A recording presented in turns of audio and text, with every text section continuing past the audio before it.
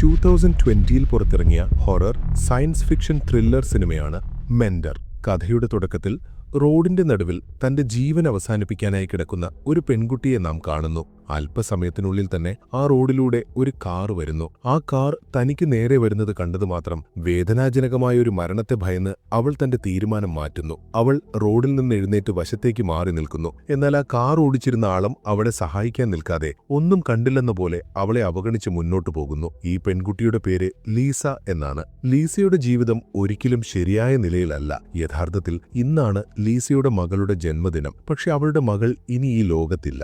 അല്പസമയം മുമ്പ് ലീസയെ അവഗണിച്ച് കടന്നുപോയ അതേ കാർ ഡ്രൈവർക്ക് തന്റെ പിഴവ് മനസ്സിലാകുന്നു. അതിനാൽ അവൻ കാർ റിവേഴ്സ് ചെയ്ത് ലീസയുടെ അടുത്തേക്ക് വരുന്നു. കാറിനുള്ളിലിരുന്ന ആഡം എന്ന ആളാണ് ലീസയോട് ചോദിക്കുന്നത്, നിനക്ക് സുഖമാണോ? അതിന് ലീസ മറുപടി പറയുന്നു, അതെ, ഞാൻ സുഖമാണ്, എനിക്കൊന്നും സംഭവിച്ചിട്ടില്ല. അപ്പോൾ ആ മനുഷ്യൻ ലീസയോട് പറയുന്നു, ഈ ശൂന്യമായ പ്രദേശത്ത് നിന്ന് നഗരം വളരെ ദൂരെയാണ്. നീ ആഗ്രഹിക്കുന്നുണ്ടെങ്കിൽ ഞാൻ നിന്നെ നഗരത്തിലേക്ക് ലിഫ്റ്റ് കൊടുക്കാം. ലീസ അതിന് സമ്മതിച്ച് ഉടൻ തന്നെ അവന്റെ കാറിൽ കയറുന്നു. യാത്രക്കിടെ ആഡം ലീസയോട് ചോദിക്കുന്നു, നീ ഒറ്റയ്ക്ക് ഇത്ര ശൂന്യമായ സ്ഥലത്ത് എന്തു ചെയ്യുകയായിരുന്നു? അതിന് ലീസ മറുപടി പറയുന്നു, ഇന്നെന്റെ മകളുടെ ജന്മദിനമാണ്, അതുകൊണ്ടാണ് അവളെ ഞാൻ വളരെയധികം ഓർക്കുന്നത്. പക്ഷേ ദുർഭാഗ്യവശാൽ അവൾ ഇനി ഈ ലോകത്തില്ല. ഇപ്പോൾ ഞാൻ പൂർണ്ണമായും ഒറ്റയ്ക്കാണ്. ഈ ലോകത്ത് എനിക്ക് സ്വന്തമെന്ന് വിളിക്കാൻ ഒരാളുമില്ല. ലീസയുടെ ഈ വാക്കുകൾ കേട്ട് ആഡം പറയുന്നു, അതിനാലാണോ നീ റോഡിന്റെ നടുവിൽ കിടന്ന് മരിക്കാൻ ശ്രമിച്ചത്? അതിനുത്തരമായി ലീസ പറയുന്നു, എനിക്ക് മരിക്കണമെന്നില്ല, എങ്കിലും എങ്ങനെയെങ്കിലും ഒരിക്കൽ എന്റെ മകളെ കാണണമെന്നുണ്ട്. അതിനിടെ ലീസ കാറിലെ റേഡിയോ ഓൺ ചെയ്യുന്നു. റേഡിയോയിൽ ഒരു വാർത്ത നടക്കുകയാണ്. റിപ്പോർട്ടർ പറയുന്നു, കാടുകളിൽ ഒരു സീരിയൽ കില്ലർ സഞ്ചരിക്കുന്നുണ്ടെന്നും ഇന്ന് രാവിലെ തന്നെ അവൻ 2 പെൺകുട്ടികളെ കൂടി കൊലപ്പെടുത്തിയിട്ടുണ്ടെന്നും. പോലീസിന് ആ കില്ലറിന്റെ ഫോട്ടോ ഇല്ലെങ്കിലും അവനെക്കുറിച്ച് ചില വിവരങ്ങൾ ലഭിച്ചിട്ടുണ്ട്. അയാൾ വെളുത്ത നിറമുള്ള ഒരാളാണ്, ബ്രൗൺ നിറത്തിലുള്ള ഒരു കാർ ഓടിക്കുന്നവൻ, കൂടാതെ അവന്റെ വലത് കൈയിൽ ഒരു ക്രോസിന്റെ അടയാളമുണ്ട്. ഈ വാർത്ത കേട്ടതോടെ ലീസയുടെ കാലടിയിൽ നിന്ന് ഭൂമി ഒഴിഞ്ഞു പോകുന്ന പോലെ തോന്നുന്നു. കാരണം റേഡിയോയിൽ പറയുന്ന ആ കില്ലറുടെ രൂപവിവരണം മറ്റാരുമല്ല, ആഡം തന്നെയായിരുന്നു. അവന്റെ കയ്യിലെ ക്രോസിന്റെ അടയാളം കണ്ടതോടെ ലീസ അത്യന്തം ഭയപ്പെടുന്നു. ലീസ സ്വയം രക്ഷിക്കാൻ എന്തെങ്കിലും ചെയ്യുന്നതിനു മുൻപ് പെട്ടെന്ന് ആഡം കാറിന് ശക്തമായി ബ്രേക്ക് ഇടുന്നു. അതിനാൽ ലീസയുടെ തല കാറിന്റെ ഡാഷ്ബോർഡിൽ ശക്തിയായി ഇടിക്കുകയും അവൾ ബോധരഹിതയാവുകയും ചെയ്യുന്നു. കുറച്ചു നേരത്തിനു ശേഷം ലീസയുടെ കണ്ണ് തുറക്കുമ്പോൾ അവൾ സ്വയം ഒരു വിചിത്രമായ ബങ്കറിൽ തടവിലായിരിക്കുന്നതായി കണ്ടെത്തുന്നു. 4 വശവും ശക്തമായ ഇരുമ്പ് മതിലുകളാൽ നിർമ്മിച്ച ഒരു സ്ഥലം. ഈ അടച്ചയിടത്തിൽ കുടുങ്ങിയെന്ന് മനസ്സിലായതോടെ ലീസ അത്യന്തം പരിഭ്രാന്തിയിലാകുന്നു. സഹായത്തിനായി വിളിച്ചു കൂവുന്നു. പക്ഷെ അവളെ സഹായിക്കാൻ ആരും വരുന്നില്ല. ലീസയ്ക്ക് ഒരു വിചിത്രമായ സ്യൂട്ട് ധരിപ്പിച്ചിരിക്കുന്നതും അവളുടെ കയ്യിൽ ഒരു വാച്ച് ഉണ്ടെന്നും നാം കാണുന്നു. ലീസ ആ വാച്ച് അഴിക്കാൻ പലതവണ ശ്രമിക്കുന്നു. പക്ഷെ അത് അത്രയും ശക്തമായതിനാൽ എത്ര ശ്രമിച്ചിട്ടും അത് കയ്യിൽ നിന്ന് നീക്കാൻ കഴിയുന്നില്ല. അവസാനം ഇവിടെ നിന്ന് രക്ഷപ്പെടുക അസാധ്യമാണെന്ന് ലീസ തിരിച്ചറിയുന്നു. ക്ഷീണിച്ച അവൾ ഒരിടത്തിരുന്ന് കരയാൻ തുടങ്ങുന്നു. അപ്പോൾ പെട്ടെന്ന് ആ ചേംബറിന്റെ വാതിൽ തുറക്കുന്നു. വാതിലിന്റെ മറുവശത്ത് ഒരു തുരങ്കമുണ്ടെന്ന് ലീസ കാണുന്നു. ഇവിടെ നിന്ന് പുറത്തേക്ക് കടക്കണമെങ്കിൽ ഈ തുരങ്കത്തിലൂടെ പോകണമെന്ന് ലീസയ്ക്ക് മനസ്സിലാകുന്നു. പുറത്തേക്ക് പോകാനുള്ള വഴി കണ്ടതിൽ ലീസ സന്തോഷിക്കുന്നു. പക്ഷെ അവൾ തുരങ്കത്തിനുള്ളിൽ കയറിയ ഉടൻ തന്നെ പിന്നിൽ ചേംബർ വാതിൽ സ്വയം അടയുന്നു. ഇത് കണ്ടതോടെ ലീസയുടെ ശ്വാസം മുട്ടുന്നു. ഇപ്പോൾ അവൾ കൂടുതൽ അപകടകരമായ സ്ഥലത്താണ് കുടുങ്ങിയിരിക്കുന്നതെന്ന് അവൾക്ക് മനസ്സിലാകുന്നു. അപ്പോൾ പെട്ടെന്ന് ലീസയുടെ കയ്യിൽ കെട്ടിയിരുന്ന ബ്രേസ്ലെറ്റിൽ അലാറം മുഴങ്ങുന്നു. 11 മിനിറ്റിന്റെ ടൈമർ സെറ്റ് ചെയ്യപ്പെടുന്നു. ഇത് കണ്ടതോടെ 11 മിനിറ്റിനുള്ളിൽ ഇവിടെ നിന്ന് പുറത്തേക്ക് കടക്കണം, അല്ലെങ്കിൽ എപ്പോഴും ഇവിടെ തന്നെ കുടുങ്ങുമെന്ന് ലീസ മനസ്സിലാക്കുന്നു. അതുകൊണ്ട് അവൾ കൈകളും കാലുകളും ഉപയോഗിച്ച് ഇഴഞ്ഞ് വേഗത്തിൽ വെളിച്ചത്തേക്ക് നീങ്ങുന്നു. എന്നാൽ വെളിച്ചത്തിനടുത്തെത്തുമ്പോഴേക്കും തുരങ്കത്തിന്റെ മുന്നിലെ വാതിൽ പതുക്കെ അടയാൻ തുടങ്ങുന്നു. ഇത് കണ്ട ലീസ കൂടുതൽ വേഗത്തിൽ മുന്നോട്ട് നീങ്ങുന്നു. പക്ഷെ വാതിലിന്റെ അടുത്തെത്തുമ്പോൾ അത് പൂർണ്ണമായും അടഞ്ഞിരിക്കുന്നു. ഇനി എങ്ങനെ പുറത്തേക്ക് കടക്കണമെന്ന് ലീസയ്ക്ക് മനസ്സിലാകുന്നില്ല. അവൾ നിലവിളിച്ചുകൊണ്ട് കരയാൻ തുടങ്ങുന്നു. അപ്പോൾ അവളുടെ ശ്രദ്ധ വാതിലിന്റെ വശത്തുകൂടെ പോകുന്ന മറ്റൊരു തുരങ്കത്തിലേക്ക് പോകുന്നു. പക്ഷെ ആ വഴി വളരെ ഇടുങ്ങിയതാണ്. മറ്റൊരു വഴിയൊന്നും കാണാനില്ലാത്തതിനാൽ ലീസ ധൈര്യം കാട്ടി അതിനുള്ളിൽ കയറി. വളരെയധികം ബുദ്ധിമുട്ടുകൾക്ക് ശേഷം അവൾ ആ വഴി കടന്ന് മുന്നോട്ടു പോകുന്നു. അവൾ ഒരു സ്ഥലത്തെത്തുന്നു. അവിടെ ഒരു പ്ലാറ്റ്ഫോം പോലെയുള്ള ഭാഗത്ത് 2 വഴികളുണ്ട്. ഒരു വഴി മുകളിലൂടെയും മറ്റൊന്ന് താഴെയൂടെയുമാണ്. എന്തു ചെയ്യണമെന്ന് മനസ്സിലാകാതെ ലീസ മുകളിലെ വഴിയാണ് തെരഞ്ഞെടുക്കുന്നത്. മുട്ടുകുത്തി മുന്നോട്ട് നീങ്ങാൻ തുടങ്ങുന്നു. പക്ഷെ കുറച്ചു ദൂരം പോയതോടെ താഴെയുള്ള നില മുകളിലേക്ക് ഉയരാൻ തുടങ്ങുന്നു. സമയത്ത് അവിടെ നിന്ന് മാറിയില്ലെങ്കിൽ താഴെയുള്ള ഭാഗം അവളെ മുകളിൽ ചതച്ചു കൊല്ലും. ഭയന്ന ലീസ വേഗത്തിൽ മുന്നോട്ട് നീങ്ങുന്നു. അവൾ അവിടെ പൂർണ്ണമായും ചതയാൻ പോകുന്ന നിമിഷത്തിൽ തുരങ്കത്തിന്റെ അറ്റത്ത് അവളുടെ കൈ എത്തുന്നു. വാതിൽ പൂർണ്ണമായും അടയുന്നതിന് തൊട്ടുമുൻപ് ലീസ തന്റെ ജീവൻ രക്ഷിച്ചു പുറത്തേക്ക് ചാടുന്നു. ജീവൻ രക്ഷിച്ചതിൽ അവൾ ഒരു ആശ്വാസ നിശ്വാസം വിടുന്നു. പക്ഷേ മുന്നിലുള്ള വഴി കൂടുതൽ അപകടകരമായിരുന്നു എന്ന് അവൾക്കറിഞ്ഞില്ല. അപ്പോൾ അവളുടെ വാച്ചിൽ അലാറം മുഴങ്ങുന്നു. ഇതിലൂടെ പകുതി സമയം കഴിഞ്ഞുവെന്നും ഇനി അവൾക്ക് വെറും 5 മിനിറ്റ് മാത്രമേ ബാക്കിയുള്ളൂ എന്നും അറിയിക്കുന്നു. അതുകൊണ്ട് അവൾ വീണ്ടും മുന്നോട്ട് നീങ്ങുന്നു. കുറച്ചു ദൂരം പോയപ്പോൾ വഴിയിൽ ഒരു മനുഷ്യൻ കിടക്കുന്നതായി അവൾ കാണുന്നു. അവന്റെ അടുത്തെത്തിയപ്പോൾ അവൻ ജീവനുള്ള ആളല്ല, കത്തിക്കരിഞ്ഞ ഒരു ശവമാണെന്ന് അവൾ തിരിച്ചറിയുന്നു. അവന്റെ കയ്യിലും ലീസയുടെ കയ്യിലുള്ളതുപോലെയുള്ള ഒരു വാച്ചുണ്ട്. ഇത് കണ്ടതോടെ ലീസയ്ക്ക് മനസ്സിലാകുന്നു, ഇവനും എനിക്ക് പോലെ ഇവിടെ നിന്ന് രക്ഷപ്പെടാൻ ശ്രമിച്ചവനാണ്. പക്ഷെ അവൻ പരാജയപ്പെട്ടു. അതായത് ഇവിടെ നിന്ന് രക്ഷപ്പെടുന്നത് അസാധ്യമാണ്. ആ ശവം കണ്ടതോടെ പുറത്തേക്ക് കടക്കാനുള്ള അവളുടെ ശേഷിച്ചിരുന്ന ചെറിയ പ്രതീക്ഷയും തകരുന്നു. എന്നിരുന്നാലും അവൾ ധൈര്യം ശേഖരിച്ച് ശവത്തെ വശത്തേക്ക് മാറ്റി മുന്നോട്ട് നീങ്ങുന്നു. വാച്ച് നോക്കുമ്പോൾ അവൾക്ക് വെറും 2 മിനിറ്റ് മാത്രമേ ബാക്കിയുള്ളൂ. അതിനാൽ അവൾ കൂടുതൽ വേഗത്തിൽ നീങ്ങുന്നു. പെട്ടെന്ന് ശക്തമായ ഇരുമ്പ് കമ്പികൾ അവളുടെ വഴി തടയുന്നു. അതോടൊപ്പം തുരങ്കത്തിന്റെ മതിലുകളിൽ നിന്ന് നിരവധി ഹീറ്റിംഗ് പൈപ്പുകൾ പുറത്തേക്ക് വരുന്നു. ആ സ്ഥലം ചൂടാകാൻ തുടങ്ങുന്നു. ഇത് കണ്ട ലീസ പൂർണ്ണമായും ഭയന്നു പോകുന്നു. ഇനി ഉടൻ തന്നെ എന്റെ ശരീരവും അവിടെ കിടക്കുന്ന കത്തിക്കരിഞ്ഞ ശവം പോലെയായിരിക്കും എന്നവൾ മനസ്സിലാക്കുന്നു. എന്തു ചെയ്യണമെന്ന് അവൾക്ക് മനസ്സിലാകുന്നില്ല. അപ്പോൾ അവളുടെ പിന്നിലെ മതിലിന്റെ ഒരു ചെറിയ ഭാഗം തുറക്കുന്നു. അതുകണ്ട് ലീസ പിന്നോട്ടിഴഞ്ഞ് അതിനുള്ളിൽ കയറി. അടുത്ത നിമിഷം തന്നെ ഒരു ഗ്ലാസ് വാതിൽ ആ ഭാഗം പൂർണ്ണമായും അടയ്ക്കുന്നു. ലീസയുടെ കയ്യിലെ വാച്ചിലെ ടൈമർ 0-ലെത്തിയതോടെ ഹീറ്റിംഗ് പൈപ്പുകളിൽ നിന്ന് തീ പുക പോലെ പൊട്ടിത്തെറിക്കുന്നു. കണ്ണടച്ച് തുറക്കുന്നതിനുള്ളിൽ തന്നെ ആ മുഴുവൻ തുരങ്കവും തീയുടെ ലാപ്പടയിൽ മുങ്ങുന്നു. ലീസ കുടുങ്ങിയിരുന്ന ആ ഭാഗം പൂർണ്ണമായും സുരക്ഷിതമായിരുന്നതിനാൽ അവളുടെ ജീവൻ രക്ഷപ്പെടുന്നു. കുറച്ചുനേരത്തിന് ശേഷം ഹീറ്റിംഗ് പൈപ്പുകൾ വീണ്ടും മതിലിനുള്ളിലേക്ക് പോകുന്നു. ലീസയുണ്ടായിരുന്ന ചേംബറിന്റെ വാതിൽ തുറക്കുന്നു. അവൾ ഇപ്പോൾ കണ്ടതിന്റെ ഭീകരത കാരണം അവൾ പുറത്തേക്ക് വരാൻ മടിക്കുന്നു. പക്ഷേ ആ ചേംബറിന്റെ മതിൽ തന്നെ അവളെ പുറത്തേക്ക് തള്ളുന്നു. അത് വീണ്ടും തുരങ്കവുമായി ചേർന്നു പോകുന്നു. ലീസ പുറത്തേക്ക് വന്നതോടെ അവളുടെ വാച്ചിൽ വീണ്ടും 11 മിനിറ്റ് ടൈമർ സെറ്റ് ചെയ്യപ്പെടുന്നു. അവൾ കുറച്ചു മുന്നോട്ട് പോയപ്പോൾ തന്നെ തുരങ്കത്തിന്റെ മുകൾ ഭാഗം താഴേക്ക് വരുന്നു. അത് അവളുടെ ശരീരത്തോട് ചേർന്ന് താഴേക്കിറങ്ങുന്നു. അവൾക്ക് ഇഴഞ്ഞു കടക്കാനുള്ള ചെറിയൊരിടം മാത്രം ബാക്കി നിൽക്കുന്നു. ഇപ്പോൾ ലീസ പൂർണ്ണമായും നിരാശയിലാകുന്നു. അവൾ ഉറക്കെ കരയാൻ തുടങ്ങുന്നു. വാച്ച് നോക്കുമ്പോൾ സമയം തീരാനിരിക്കുന്നു. അതിന്റെ അർത്ഥം ഇനി 11 മിനിറ്റിനുള്ളിൽ വീണ്ടും തീയുടെ പ്രളയം വരും. അവളെ ചാരമാക്കി മാറ്റും. ഇങ്ങനെ ഭീകരമായി മരിക്കുന്നതിനേക്കാൾ വീണ്ടും ഒരിക്കൽ രക്ഷപ്പെടാൻ ശ്രമിക്കാമെന്ന് അവൾ തീരുമാനിക്കുന്നു. അതിനാൽ അവൾ വീണ്ടും ധൈര്യം കാട്ടി പിറകിൽ കിടന്ന് കൈകളുടെ സഹായത്തോടെ മുന്നോട്ടിഴഞ്ഞു നീങ്ങുന്നു. കുറച്ചു ദൂരം പോയതോടെ തുരങ്കം അവസാനിക്കുന്നു. മുന്നിൽ ഒരു വെള്ള ടാങ്ക്.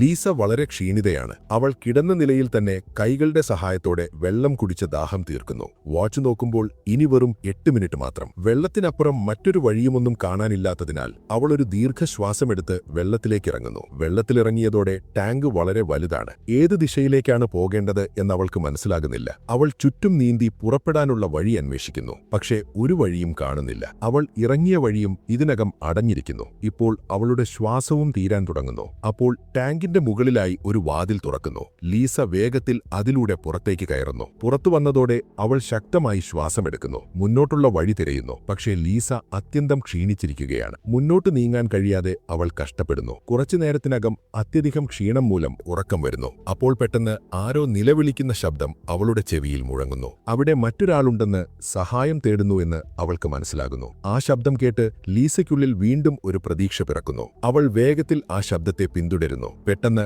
അവളുടെ കാൽ കീഴിൽ ഒരു വാതിൽ തുറക്കുന്നു. അതിനുള്ളിൽ തിളച്ചുകയറുന്ന ആസിഡ്. ലീസ അതിലേക്ക് വീഴാതെ അത്ഭുതകരമായി രക്ഷപ്പെടുന്നു. ആ ആസിഡ് അത്രയധികം അപകടകരമായിരുന്നു. ഇത് കണ്ടതോടെ അവൾ വളരെ സൂക്ഷ്മമായി മുന്നോട്ട് നീങ്ങുന്നു. കൈകളും കാലുകളും കുഴിയുടെ വശങ്ങളിൽ വെച്ച് കടക്കാൻ ശ്രമിക്കുമ്പോൾ അവളുടെ മുട്ട് ആസിഡിൽ തൊടുന്നു. വേദന കൊണ്ട് അവൾ നിലവിളിക്കുന്നു. ഭാഗ്യവശാൽ അവൾ ധരിച്ചിരുന്ന സ്യൂട്ട് കാരണം മുട്ട് പൂർണ്ണമായും ഉരുകാതെ രക്ഷപ്പെടുന്നു. എന്നിരുന്നാലും അവളുടെ മുട്ടിൽ ഒരാഴത്തിൽ മുറിവ് രൂപം കൊള്ളുന്നു.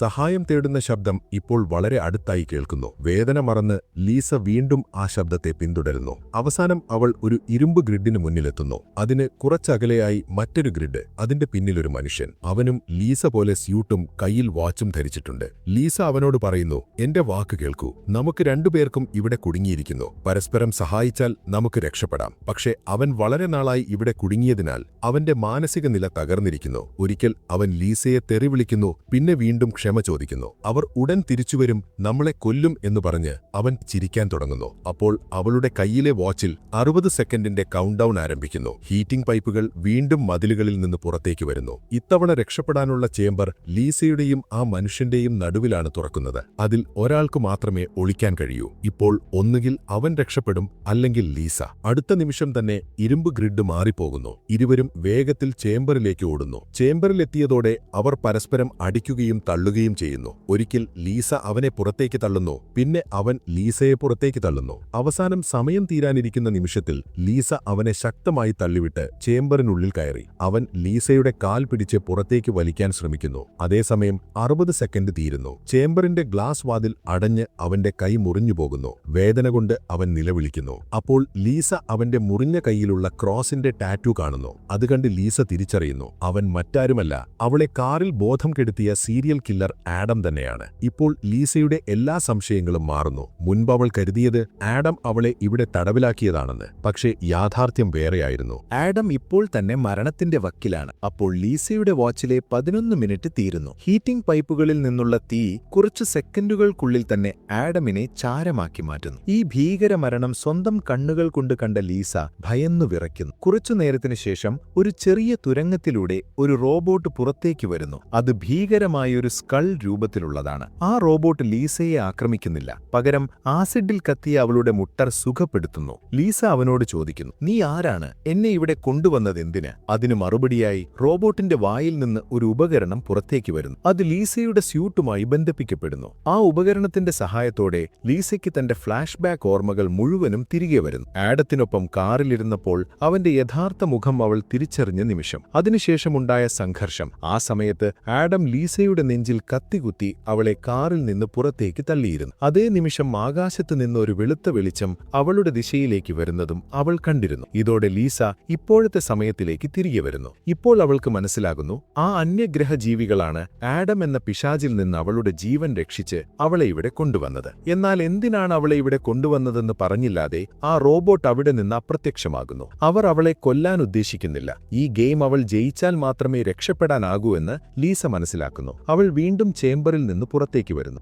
ആഡത്തിന്റെ മുറിഞ്ഞ കൈ അവിടെ തന്നെ കിടക്കുന്നു. അപ്പോൾ അവൾ ആ മുറിഞ്ഞ കൈയിൽ ടൈമറിന് താഴെ ചില ചിഹ്നങ്ങൾ കാണുന്നു. അവയുടെ അർത്ഥം മനസ്സിലാക്കാൻ ശ്രമിക്കുന്നതിനിടെ ഒരു ചുറ്റുന്ന ഫാൻ അവളുടെ ദിശയിലേക്ക് വരുന്നു. അത് കണ്ട ലീസ പിൻവാങ്ങി ഒടുവിൽ കഷ്ടിച്ച് രക്ഷപ്പെട്ട് ഒരു ചെറിയ ദ്വാരത്തിലൂടെ മുകളിലെ തുരങ്കത്തിലേക്ക് കയറുന്നു. അപ്പോൾ മുകളിൽ നിന്ന് ആരോ നടന്നുപോകുന്ന ശബ്ദം കേൾക്കുന്നു. അവിടെ ഒരു കവാടം തുറക്കുന്നു. അതിൽ നിന്നൊരു ഭീകര ജീവി ഇറങ്ങി വരുന്നു. മനുഷ്യനെ പോലെ തോന്നുന്നെങ്കിലും മൃഗം പോലെ കുരച്ചുകൊണ്ടാണ് അത് നടക്കുന്നത്. അവന്റെ ശരീരം മുഴുവനും കത്തിക്കരിഞ്ഞിരിക്കുന്നു. അവന്റെ കണ്ണുകൾ വെള്ളക്കല്ലുപോലെ തെളിഞ്ഞിരിക്കുന്നു. അപ്പോൾ ലീസ അവന്റെ മുറിഞ്ഞ കൈ ശ്രദ്ധിക്കുന്നു. അത് കണ്ടതോടെ അവൾ തിരിച്ചറിയുന്നു, അത് ആഡം തന്നെയാണ്, തീയിൽ കത്തിയൊരു രാക്ഷസനായി മാറിയത്. ഇപ്പോൾ അവൻ ലീസയെ കൊല്ലാൻ ശ്രമിക്കുന്നു. ആഡത്തിന് കാഴ്ചശക്തിയില്ല, അവന് കാണാനാവില്ല, പക്ഷേ കേൾക്കാൻ കഴിയും. ലീസ നിശബ്ദയായി പതുക്കെ മുന്നോട്ട് നീങ്ങുന്നു. പക്ഷേ അവളുടെ വാച്ച് നിലയിൽ തട്ടിയുണ്ടായ ചെറിയ ശബ്ദം ആഡത്തിന്റെ ശ്രദ്ധയിൽപ്പെടുന്നു. അവൻ വേഗത്തിൽ ലീസയെ പിന്തുടരുന്നു. അവന്റെ പിടിയിൽ പെടാൻ പോകുന്ന നിമിഷത്തിൽ ലീസ ഒരു ഇടുങ്ങിയ തുരങ്കത്തിലൂടെ മറുവശത്തേക്ക് കടക്കുന്നു. ആഡത്തിന് അവിടെ കടക്കാൻ കഴിയുന്നില്ല.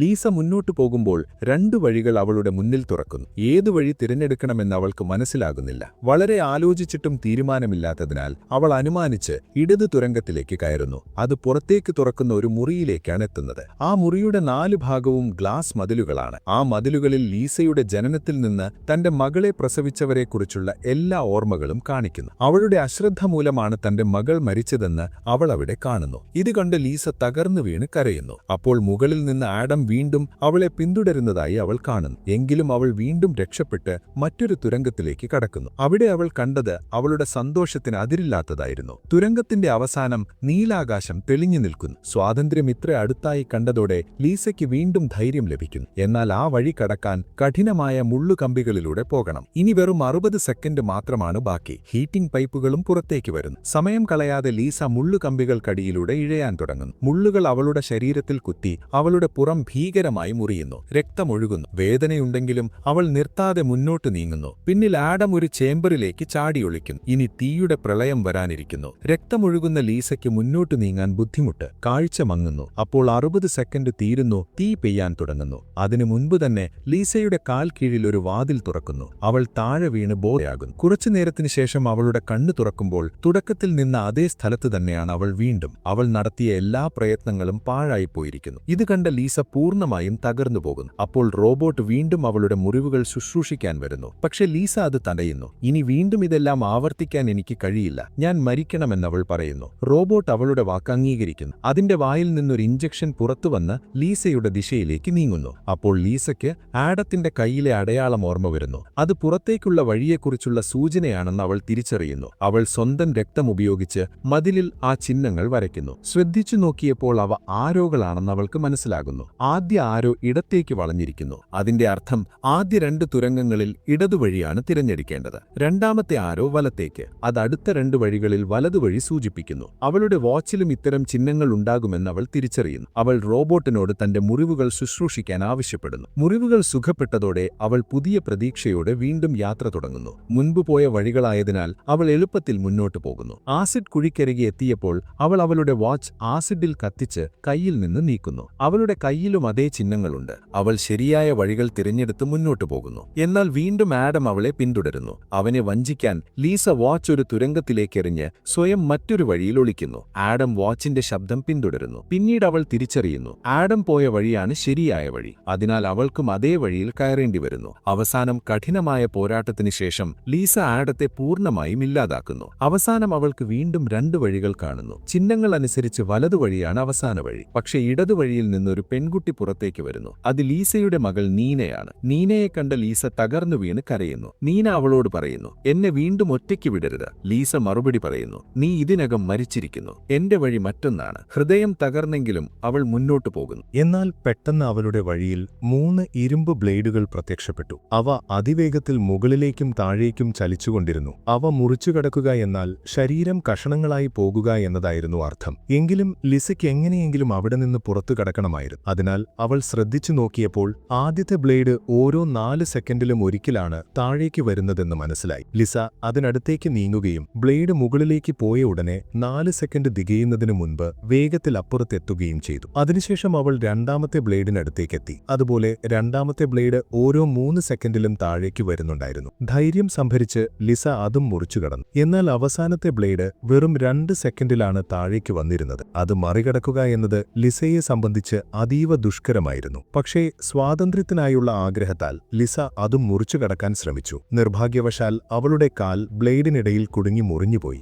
വേദന കൊണ്ട് ലിസ പൊളഞ്ഞുപോയി. എങ്കിലും തന്റെ കാലിന്റെ അവസ്ഥ വകവയ്ക്കാതെ അവൾ തുരങ്കത്തിന്റെ അറ്റത്തെത്തി. അവിടെ അവൾക്ക് തെളിഞ്ഞ ആകാശം കാണാമായിരുന്നു. എന്നാൽ പുറത്തേക്ക് കടക്കാനായി അവൾ കൈ നീട്ടിയപ്പോൾ അത് മുന്നിലുള്ള ഒരു സ്ക്രീനിലാണ് തട്ടിയത്. അവിടെ തെളിഞ്ഞ ആകാശത്തിന്റെ ഒരു വീഡിയോ മാത്രമാണ് പ്രദർശിപ്പിച്ചിരുന്നത്. ഇത് കണ്ട് ലിസ തീർത്തും നിരാശയായി. എന്നോട് ചെയ്യാൻ പറഞ്ഞതെല്ലാം ഞാൻ ചെയ്തു എന്ന് പറഞ്ഞ് അവൾ ഭ്രാന്തമായി ചിരിക്കാൻ തുടങ്ങി. അപ്പോഴേക്കും തുരങ്കത്തിൽ നിന്ന് ചൂട് പുറപ്പെടുവിക്കുന്ന പൈപ്പുകൾ പുറത്തുവന്നു. കാരണം 11 മിനിറ്റ് സമയം അവസാനിക്കാറായിരുന്നു. ലിസ സമാധാനത്തോടെ മരണത്തിനായി കാത്തുനിന്നു. എന്നാൽ ഇത്തവണ ആ പൈപ്പുകൾ അവിടെ പൊള്ളിക്കാതെ തന്നെ തുരങ്കത്തിനുള്ളിലേക്ക് തിരിച്ചുപോയി. പെട്ടെന്ന് തുരങ്കത്തിന്റെ മുകൾ ഭാഗം തുറക്കുകയും ശക്തമായ ഒരു പ്രകാശം ലിസയുടെ മേൽ പതിക്കുകയും ചെയ്തു. ലിസയുടെ ശരീരം തനിയെ വായുവിൽ ഉയരുകയും ആ വെളിച്ചത്തിൽ ലയിക്കുകയും ചെയ്തു. കുറച്ചുകഴിഞ്ഞ് ലിസ കണ്ണു തുറന്നപ്പോൾ ഒരു വെള്ളച്ചാട്ടത്തിന്റെ കരയിലാണ് താനുള്ളതെന്ന് അവൾ കണ്ടു. അത് കണ്ടപ്പോൾ ലിസയുടെ മുഖത്ത് പുഞ്ചിരി തിരിച്ചുവന്നു. അവിടെ നീനയും ഉണ്ടായിരുന്നു. ലിസ നീനയോട് ചോദിച്ചു, ഞാൻ മരിച്ചോ? അതിന് നീന മറുപടി നൽകി, നിന്റെ ശരീരം ഒരു തവണയല്ല, ഇതിനോടകം പലതവണ മരിച്ചു കഴിഞ്ഞു. ലിസ വീണ്ടും ചോദിച്ചു, ഇനി ഞാനിവിടെ എന്താണ് ചെയ്യേണ്ടത്? ഇവിടെ നിനക്ക് ജീവിക്കുക മാത്രം ചെയ്താൽ മതി, മറ്റൊന്നും ചെയ്യേണ്ടതില്ല എന്ന് നീന മറുപടി നൽകി. ലിസ ഇപ്പോൾ എത്തിയിരിക്കുന്ന സ്ഥലം ഈ ലോകമല്ലെന്നും സ്വർഗം പോലെ മനോഹരമായ മറ്റെവിടെയോ ആണെന്നും ഇവിടെ നമുക്ക് മനസ്സിലാകുന്നു. ഈ സിനിമയുടെ ലഘുവായ വിശദീകരണം ഇതാണ്. ലിസ ആദത്തിനൊപ്പം കാറിൽ യാത്ര ചെയ്യുമ്പോൾ ആദം അവളെ കത്തികൊണ്ട് കുത്തി കൊലപ്പെടുത്തിയിരുന്നു. അതിനുശേഷം അവൾ നേരെ നരകത്തിലെത്തുകയും അവിടെ അവളുടെ പാപങ്ങൾ കഴുകിക്കളയുകയും ചെയ്തു. ഒടുവിൽ അവൾ സ്വർഗത്തിലെത്തിച്ചേരുന്നു. ഇതോടെ ഈ കഥ അവസാനിക്കുന്നു.